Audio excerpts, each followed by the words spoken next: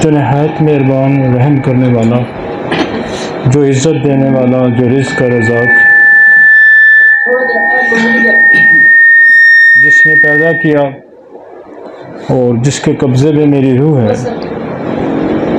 हमारी जो सीरीज़ चल रही है वो है ऑटोइम्यून डिजीज़, और उसके में आज हमारे पास जो ब्लड के अंदर ऑटोइम्यून डिजीज़ हैं, ब्लड से रिलेटेड ऑटोइम्यून डिजीज़ हैं, उस पर आज डिस्कस करेंगे कि जो हमारा इम्यून सिस्टम है वो अगर गलत डायरेक्शन में जाता है तो जिसको हम ऑटोइम्यून कहते हैं। और ऑटोइम्यून डिजीज़ के अंदर बहुत सारी डिजीज़ मैंने डिस्कस की हैं जो पिछले लेक्चर्स हैं, लेकिन आज जो हम इसी सीरीज़ का एक हिस्सा है वो है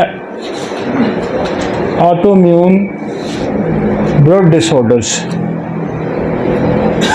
जिसमें हेमोलाइटिक एनीमिया है, जिसमें परनिसिस एनीमिया है, जिसमें ITP है।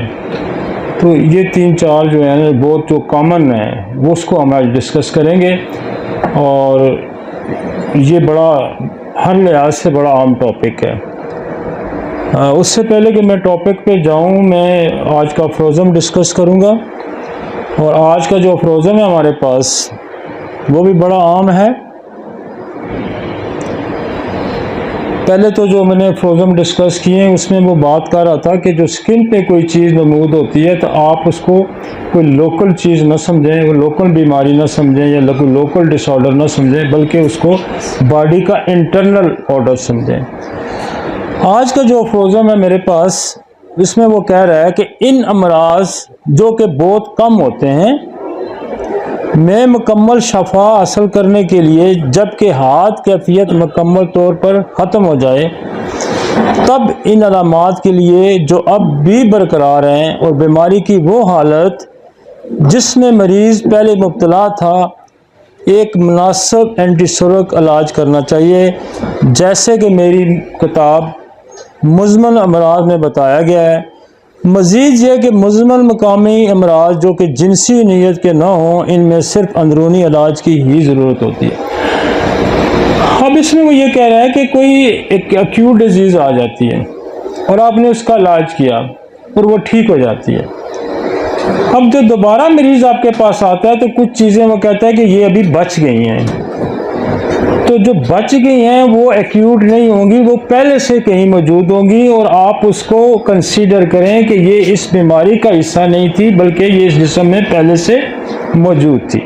मसलन आपके पास कोई बंदा आया, उसने कहा जी मुझे बुखार हो गया, मेरे गले में दर्द हो गया, मुझे चोट लगी, तो आपने जब उसको इलाज किया तो दोबारा आया तो उसने कहा जी ये चीज़ें तो मेरी ठीक होगी, लेकिन ये चीज़ मेरी ठीक नहीं हुई, तो आप उस बीमारी का हिस्सा ना समझें उसको जिसका आपने इलाज कर लिया, बल्कि ये समझें कि ये पहले से मौजूद थी, लिहाजा मुझे उसका इलाज करना है। ये बात वो क्लियर कराना चाहिए। बाद दफ़ा पेशेंट आपको कंफ्यूज करता है कि जो डॉक्टर साहब आपने तो मेरा इलाज किया, अच्छा मेरी तो वो पुराने दर्द, मेरे जिस्म में दर्द होता था, मुझे थकन होती थी, मुझे नींद नहीं आती थी, मुझे गुर्दे में दर्द है, वो तो नहीं ठीक हुआ।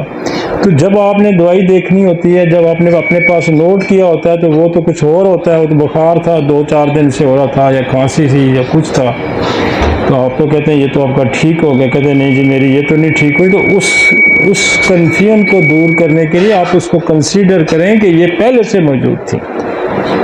जब आप मज़ीद उस पर सवाल करें कि ये कब से थी आपकी, तो वो कहेगा नहीं ये तो मुझे 6 महीने, तो वो असल में पेशेंट ये होता अपना जो है ना वो कैश करवाना चाह रहा होता है कि मैं इसी डॉक्टर पे थोड़ा सा प्रेशराइज करूं, इसको क्लियर करूं कि नहीं यार ये तो मेरी पहले से जो बीमारी का डिस्कस नहीं करेगा, वो कहेगा यार ये तो रह गई है मेरी। तो उसके लिए डॉक्टर को जो है ना वो बड़ा चौकन्ना और अलर्ट होना चाहिए और समझ आना चाहिए कि ये बीमारी चूँकि पुरानी है तो उससे फिर री इन्वेस्टिगेट करें, और उस पर प्रॉपरली वो कह रहा है कि एक मुनासिब एंटीसोरक दवा दें। बहुत सारी आपकी दवाइयाँ जो 50-60 दवाइयाँ जो है ना वो एंटीसोरक हैं, जिसमें लाइकोपोडियम है, जिसमें सल्फर है, जिसमें कल्केरिया कार्ब है, सारसप्रेला है, बेशुमार ऐसी दवाइयाँ हैं। तो फिर कहता है कि उन दवाइयों से जो एंटीसोरक दवाइयाँ उनसे इलाज करें। जैसा कि मैंने उसकी एक बुक है जिसमें क्रॉनिक डिजीज़ भी डॉक्टर हनीमन ने लिखी है, तो कहता है उसको पढ़ें, इसमें आप मशवरा भी दे रहा आपको, तो उसमें आपको ज़्यादा डिटेल मिल जाएगी। मज़ीद है कि मुज़मन मकामी अमराज जो कि जिनसी नैयत के ना हों, मज़ीद कहता है वो मुज़मन जो मकामी अमराज, ये बेसिकली वैसे कंटिन्यूटी उसी है, फिर कह रहा है मकामी अमराज मुज़मन जो बहुत अरसे से रह रहे हैं। वो कहता है दाने नहीं ख़त्म हो रहे जी, आप कहते हैं ये स्किन पे हैं, वो कहता है जी मेरा स्किन पे कोई ज़ख्म हो जाता है, मेरे स्किन पे कोई खारिश हो जाती है। तो ये उसको इसने कहा कि ये मुज़मन क्रॉनिक मकामी अमराज लोकल जो कि जिनसी नैयत के ना हो, मसलन सेक्सुअल ट्रांसमिटेड ना हो। सेक्सुअल ट्रांसमिटेड कौन से हैं? टीडी जो इसको कहते हैं, जो जैसे गोनोरिया है, सिफिलिस है, इकोलाई है, ये जो सेक्सुअल ट्रांसमिटेड डिजीज है, एड्स है। तो वो कह रहे हैं कि जिनसी नीयत के ना हो, इनमें सिर्फ अंदरूनी इलाज, फिर भी वो कहता है जी फिर भी अंदरूनी इलाज ही करना है आपको कि क्रॉनिक। अब ये जो पीछे वो कह रहा था ना कि जो आपको लोकल नजर आ रहा है अब, और वो आपके कोई चोट लग गई है, या वो कह रहा था कि इसको तो ना कंसीडर करें, लेकिन कोई दाना आ गया, कोई खारिश आ गई, कोई ग्रोथ आ गई, तो वो कहता है इसको आप लोकल डिजीज के तौर या एक्सटर्नल डिजीज के तौर पे ना करें। ये पिछले 8-10 फौजों में ये चला आ रहा है। अब इसने एक और क्लैरिफिकेशन आपको दी है। वो क्लैरिफिकेशन ये है कि कोई बंदा आपके पास आता है, वो ठीक हो जाता है, और उसके बाद बाकी मानदा जो चीज़ें उसकी रह जाती हैं, और वो आप उस एक्यूट बीमारी का हिस्सा ना समझें, उसको समझें ये। और फिर वो ये कहता है कि कोई लोकल क्रॉनिक डिजीज आ जाती है जो सेक्सुअल ट्रांसमिटेड नहीं है, तो उसका भी इलाज जो है हम अंदरूनी ही करेंगे, उस पर भी कोई मरहम पट्टी हम नहीं लगाएंगे। ठीक है, फर्ज करें जी अभी मुझे किसी ने कहा जी इन ग्रोइंग का इलाज है, मैंने कहा इन ग्रोइंग नेल का। अब इन ग्रोइंग नेल क्या है? मकामी डिजीज है कि नाखून जो है अंदर के रुख चला जाता है। तो इसमें भी जो दवाइयाँ काम करेंगी वो इंटरनली काम करेंगी। आप उसमें मरहम पट्टी कर दें, बाद लोग नाखून खिंचवा भी लेते हैं, फिर वो ग्रो कर जाते हैं, इन ग्रोइंग करेगा, तो नाखून अंदर के रुख ग्रो कर रहा है। बज़ाहिर ये लगता है कि ये लोकल बीमारी है। अब लोकल बीमारी ये भी तो आप कहते हैं जी मेरे अंगूठे में दर्द है, आप कहेंगे ये तो लोकल है, सूज गया है, तो वो तो यूरिक एसिड की वजह से होगा। अब किसी एक जोड़ में दर्द हो सकता है, तो रोमेटॉइड आर्थराइटिस भी हो, आप उसको लोकल तो ना कंसीडर करें ना, वो इंटरनल है। तो बार समझाने एक बड़ा मुसलसल इतनी बात, इतने ऐसे तरीके, इतनी बार डिफरेंट एंगल से कोई भी नहीं समझा सकता जितनी हनीमन समझा कि इतने इम्पॉर्टेंट वो इस चीज़ को इतनी इम्पोर्टेंस दे रहा है, इतनी अहमियत दे रहा है कि 8-10 अफरोज़ों में अभी लगातार लगाया हुआ है समझाने की कोशिश में कि ये होता है ऐसा ना समझें, ये होता है ऐसा। अब वो ये कह रहा है कि कोई चीज़ उसको फल कर चोट ही लग गई थी, आपने उसका इलाज कर दिया, वो कहता है नहीं जी मुझे तो गुर्दे में भी दर्द हो रहा है, वहाँ भी हो रहा है। तो उसका मतलब है ये उस बीमारी का हिस्सा नहीं था, ये पहले से मौजूद थी। और मकामी कोई भी लोकल क्रॉनिक डिजीज आती है तो उसको कहता है कि ये लोकल ना समझे, इसको इंटरनली इसका ट्रीट करें। चाहे जाए कि हम इंटरनल ट्रीट किसका करते हैं जी, वो सेक्सुअल ट्रांसमिटर जैसे जो मैज़मेटिक डिजीज़ हैं, जो एक क्रॉनिक मैज़मेटिक डिजीज़ है जिससे सोरा सिफिलिस साइकोसिस का उसका नाम दिया है। कहते हैं अगर वो नहीं है तो ये भी क्रॉनिक है, वो अगर नहीं है तो फिर भी ये क्रॉनिक है। ठीक हो गया जी। अब मेरे पास जो टॉपिक है वो, वैसे टॉपिक तो ये बहुत बड़ा है, इस पे कोई 8-10 लेक्चर बनते हैं, सच्ची जो बात है, जो एनीमिया का टॉपिक है। पहले ज़माने में लोगों का इलाज ही कमज़ोरी का करते थे। कोई बीमारी हो जाए यार इसको कमज़ोरी होगी, इसको जनाब शरबत पिलाएं, इसको खजूरें खिलाएं, इसको आयरन दें, इसको फलाद खिलाएं, यही कुछ करते थे। वो कहते थे कि सब बीमारियों का ये इलाज क्या है कि ये कमज़ोर हो गया है। कदीम ज़माने में यही इलाज होता था। और अब भी कोई बंदा गांव में इधर उधर बीमार होता है, कहते हैं यार इसको अंडे उबाल के दो, यार इसको यखनी बुलाओ, यार होने ठीक हो जाती, ये कहते हैं ना, इसकी ग्लूकोज दो, इसको कुछ ना कुछ ना खजूरें खिलाओ, कुछ करो, वो समझे कमजोरी ठीक होगी तो बीमारी खत्म होगी। बेसिकली वाइटल, ये भी कंसेप्ट ठीक है कि वाइटलिटी वीक हो गई तो बंदा बीमार होता है, लेकिन एक जमाने से ये चला आ रहा है जिसको हनीमन ने कहा कि ये वाइटल फोर्स की वीकनेस है। जो है ना, कमी है इंसान के अंदर। काशीराम लिखता है हरारत अजीजी की कमी है, वाइटल एनर्जी की कमी है। तो लोग कहते हैं यार इसमें कोई जरा खिलाओ, यार कुछ ना कुछ खिलाओ, इसमें गोश्त खिलाओ, कोई कलेजी खिला रहा है, कोई क्या खा रहा है, कोई सूप पिला रहा है, ऐसे ही करते हैं ना, हैं? क्या करते हैं? हाँ, कबूतर दो, फलाना करो, गर्म चीजें खिलाओ, शरबत पिलाओ, फलाना पिलाओ।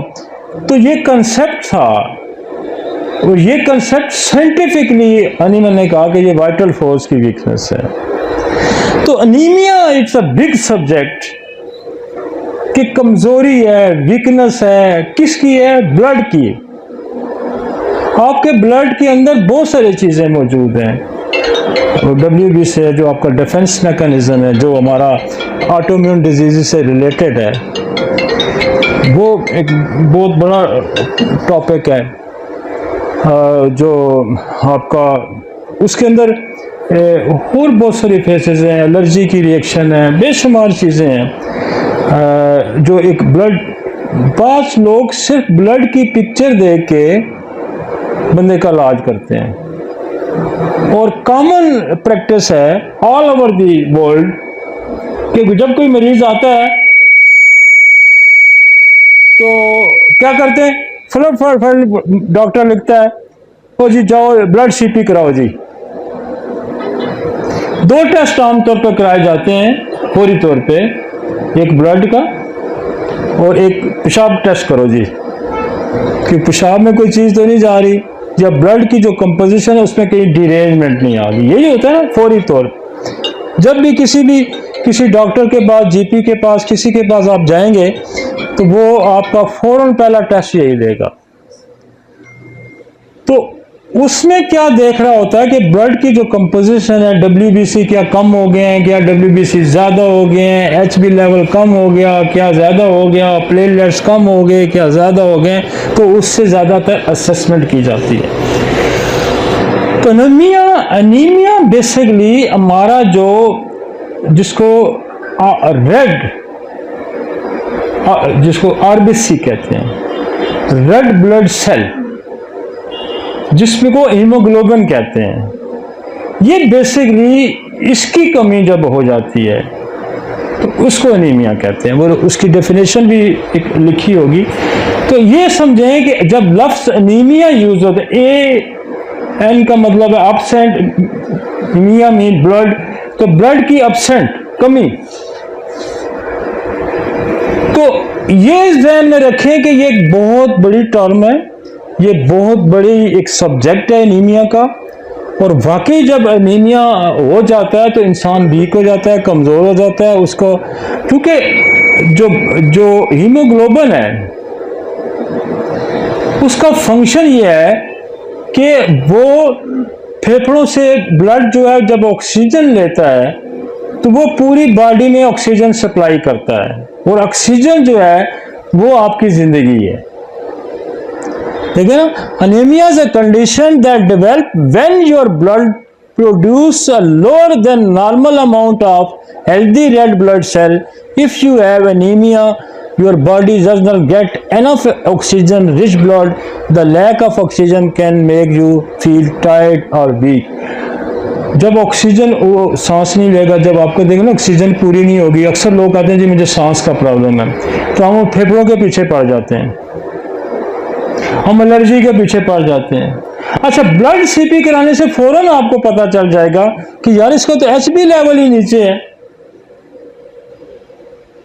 तो आप गलत ट्रीटमेंट उसका शुरू कर देंगे, जो आपका सांस की उसकी इलाज शुरू कर दें। भाई सांस की बीमारी उसको किस वजह से है, उसको किस वजह से है कि वो उसके तो हीमोग्लोबिन लेवल ही नीचे है, ऑक्सीजन ही बॉडी में पूरी नहीं जा रही, तो उसको सांस तो खराब होगा।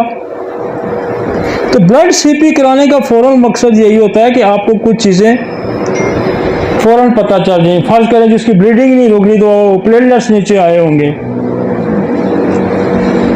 और इसलिए अगर WBC बढ़े हैं तो इसका मतलब कि बॉडी में इन्फेक्शन हो रहा है इसके। तो इसलिए फौरन डॉक्टर ये लिखता है कि आप इंटरनेशनली ये प्रैक्टिस है कि ब्लड सीपी करवाएं।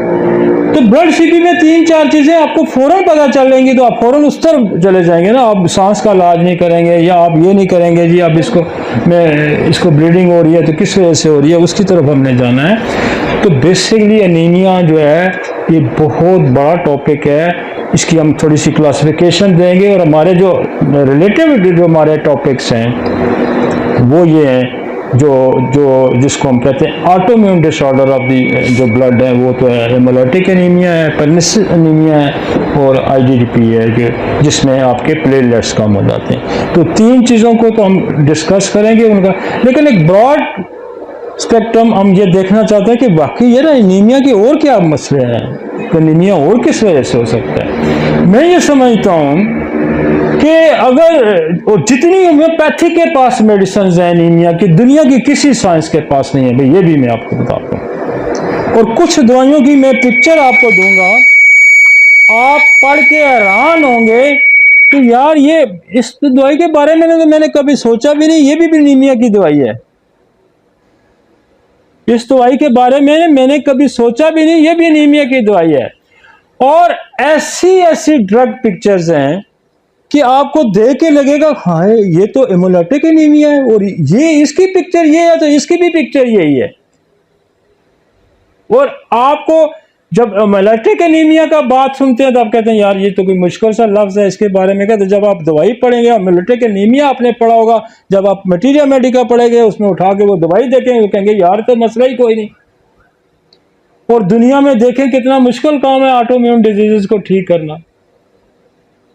और आपके पास तो मैं अभी कोई महल में 25-30 दवाइयाँ लिखी हैं, लेकिन मेरा 100 दवाई और भी होगी जो मैंने यहाँ नहीं लिखी, मैंने सिर्फ गाइडेंस के लिए लिखी है, मैंने दवाइयाँ लिखी। तो क्लासिफिकेशन ऑफ एनीमिया देखते हैं कि एनीमिया में और क्या क्या होता है। अब क्लासिफिकेशन ऑफ एनीमिया में है कि एटियोलॉजिकल क्लासिफिकेशन है कि क्या एटियोलॉजी है इसकी, क्या कॉजेटिव ऐसे फैक्टर्स हैं जिसकी वजह से जो एनीमिया हो जाता है। वो कहता है इम्पेयर्ड RBC प्रोडक्शन, कि रेड ब्लड सेल बन ही नहीं रहा।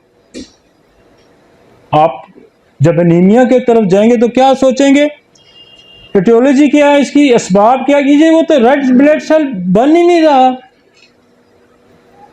एक्सेसिव डिस्ट्रैक्शन है, बन तो रहा है लेकिन टूट रहा है, बन रहा है लेकिन टूट रहा है। अब क्यों टूट रहा है तो ये फिर अगली लंबी, फिर एक और वजह ये एटियोलॉजी हो सकती है कि उसको ब्लड लॉस हो रहा है, उसको ब्लीडिंग हो रही है, उसको पाइल्स है, उसकी इंजरी हो गई है, उसको ट्यूमर फट गया है। So many causes of the bleeding किसी वजह से भी हो सकती है। वो ब्लीडिंग मतलब हम तो मैं ये देख रहे हैं कि ब्लड लॉस हो रहा है, कहते मतलब कहीं ब्लड जाया हो रहा है, हेमरेज हो रहा है।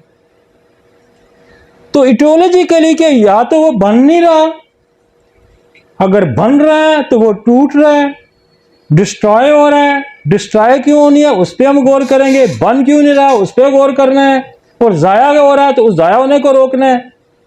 तो हम ये तो नहीं ना कि जो भी उठा के कुछ 200 दवाई 300 दवाई है एनीमिया की आप उठा के उसको दे दें। तो पहले ध्यान में रखें कि ब्लड बन नहीं रहा, दूसरी है कि बन तो रहा है जी लेकिन जाया हो रहा है।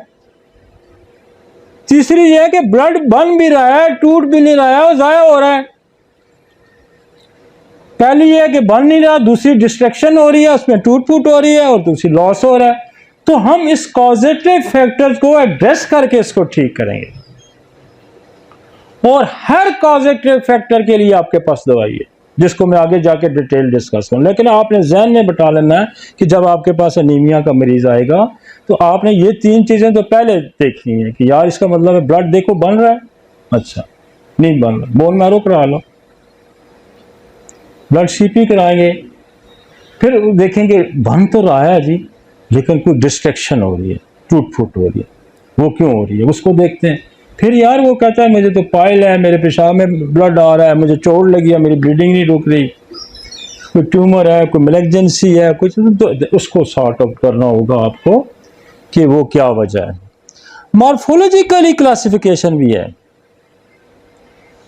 कि आप मॉर्फोलॉजिकली के उस ब्लड की पिक्चर्स को देख के आप ये साइंटिफिकली देखें कि इसकी मॉर्फोलॉजी मीन्स कि उसके स्ट्रक्चर में क्या ऐसी कोई तब्दीली है, सेल भी बन रहे हैं और मौजूद भी हैं, तो उसकी क्या मॉर्फोलॉजी हो सकती है। वो कहता है जी 2-3 किस्म की मॉर्फोलॉजी हो सकती है। एक हो सकता है कि मैक्रो सेल है और मैक्रो का मीन क्या है, बड़ा सेल मौजूद है, साइज बड़ा हो गया। जब साइज बड़ा हो गया तो क्या होगा, उसका काम फंक्शन से ही नहीं करेगा। साइज भी बड़ा हो गया, नंबर ऑफ सेल्स भी कम है, तो ये क्या होगा, मैक्रो। आपको बड़े मजे की बताएं, और आप एक दवाई अब देखेंगे ना हमारी नेट्रोम्योर है। नेट्रोम्योर का जब प्रोसेस होता है ना, डिरेंज हो जाता है, तो क्या होता है, बाद दफा सेल के अंदर फ्लूइड कम हो जाता है तो सेल छोटा हो जाता है, और बाद दफा सेल के अंदर फ्लूइड ज्यादा हो जाता है तो सेल बड़ा हो जाता है, लार्ज हो जाता है। आज भी हमारे पास एक केस था ल्यूकीमिया का। हमारे दोस्त हैं वो हरिपुर से, डॉक्टर फयाज साहब के रेफरेंस से आया हुआ था। उसको ल्यूकीमिया था और उसके प्लेटलेट्स भी गिरे हुए थे, उसका HB भी गिरा हुआ था, और उसका वो जो है WBC भी बड़े हाई रेट के थे। तो मैंने उसकी कॉन्स्टिट्यूशनली कॉजेटिव फैक्टर पे मियाज़मेटिक दवाई लिया, हमने उसको नेट्रोम्योर दी और एक सनोथिस दी, सिर्फ नेट्रोम्योर दी और सनोथिस दी। तो वो केस आज बिल्कुल नॉर्मल कंडीशन में था। ठीक है, तो इसलिए कि जब आप पॉजिटिव फैक्टर को देख, बिल्कुल नॉर्मल था, बिल्कुल नॉर्मल था, ब्लड सेल्स खत्म हो गए थे, प्लेटलेट्स 8-10 हज़ार थे, वो 1.5 लाख से ऊपर, 1.5 लाख से ऊपर चले गए, सारी चीज़ें एब्सोल्यूट नॉर्मल होगी। और दवाई कौन, अब नेट्रोम्योर को आप अगर समझ लें, नेट्रोम्योर को साइंटिफिकली भी समझ लें, नेट्रोम्योर को वैसे भी आप वो कहते हैं ना इस तरह भी समझ लें, साइंस सिम्टम पे भी आप समझ लें कि नेट्रोम क्या करता है। पानी, जहाँ पानी का कैरियर है, ऑस्मोसिस प्रोसेस है, इसका मतलब सेल के अगर नमक की कमी है तो सेल के अंदर पानी की कमी हो जाएगी, सेल छोटा हो जाएगा, अगर उसमें ज्यादती है तो सेल बड़ा हो जाएगा। ये मैक्रो माइक्रो आपको वहां नजर आएगा। और मेरे पास पीछे भी एक खातून आई और वो कोई 8-9 महीने से उसके प्लेटलेट्स नहीं बढ़ रहे थे और उसको कोई कार्डियक प्रॉब्लम भी था। तो मैंने जब उसकी हिस्ट्री ली तो मैंने कहा, क्योंकि प्लेटलेट्स नहीं बन रहे थे, तो ये जहन में रखें कि मलेरिया की कॉम्प्लिकेशन है एनीमिया, मलेरिया की कॉम्प्लिकेशन। मैंने उनका कहा मेरे बचपन में बड़ा मलेरिया हो रहा, आप देखें 50-60 साल पहले मलेरिया होता रहा और वो आगे रिजल्ट अब निकला है, ट्रिगर हुआ किसी दवाई से हो गया। तो मैंने सिम्टम ली, मलेरिया दी, और उसको भी मैंने नेट्रोम्योर दी क्योंकि उसको गर्मी ज़्यादा लग रही थी, प्यास ज़्यादा थी, तो मैंने मलेरिया और नेट्रोम्योर दी। तो वो अगली दफ़ा 1 लाख से ऊपर थे प्लेटलेट्स विद इन 2 वीक्स। तो दवाई को आप समझें, इस चीज़ को समझें। अब मैक्रो माइक्रो, अब ये जो दवाइयाँ देखेंगे आपको कितना मज़ा आएगा। मतलब मैं ये समझ रहा हूँ कि इस तरह से आप अनीमिया को अगर समझ लेते हैं, छोड़ दें यार बाकी बीमारियों को परे रखें, आप बार बोर्ड लगा लें मैं अनीमिया का इलाज करता हूँ, तो लाइन ही नहीं टूटेगी भाई। लेकिन अनीमिया को पहले समझे तो सही ना। तो हमने क्या कहा कि बन नहीं रहा क्लासिफिकेशन। अब ये उसकी मॉर्फोलॉजी क्या है, क्या कर रहा है वो, मैक्रो सेल बड़ा हो रहा है, नंबर ऑफ सेल भी कम, सेल बड़ा हो रहा है, उसकी एफिकेसी में फर्क आ जाएगा। सेल छोटा हो रहा है, माइक्रो हो रहा है, जिसको कहते हैं micro hypochromic anaemia. Cell size छोटा कर गया, छोटा कर गया तो फंक्शन इसका नहीं हुआ। दूसरा वो ये कहता है कि नॉर्मल क्रोमिक नॉर्मोसाइटिक एनीमिया के सेल तो नॉर्मल है, ना छोटा है ना बड़ा है, लेकिन तादाद ही उसकी कम है। इसको क्या कहेंगे? Normochromic normocytic anaemia. अब मॉर्फोलॉजी जब आप देखेंगे तो मॉर्फोलॉजिकली स्टडी जब आप करेंगे तो उधर तो कॉजेटिव फैक्टर आ गए, एक उसको स्ट्रक्चर को आप देख लेंगे कि यार ये क्या मसला है। मेन डिवीजन आपने समझ ली।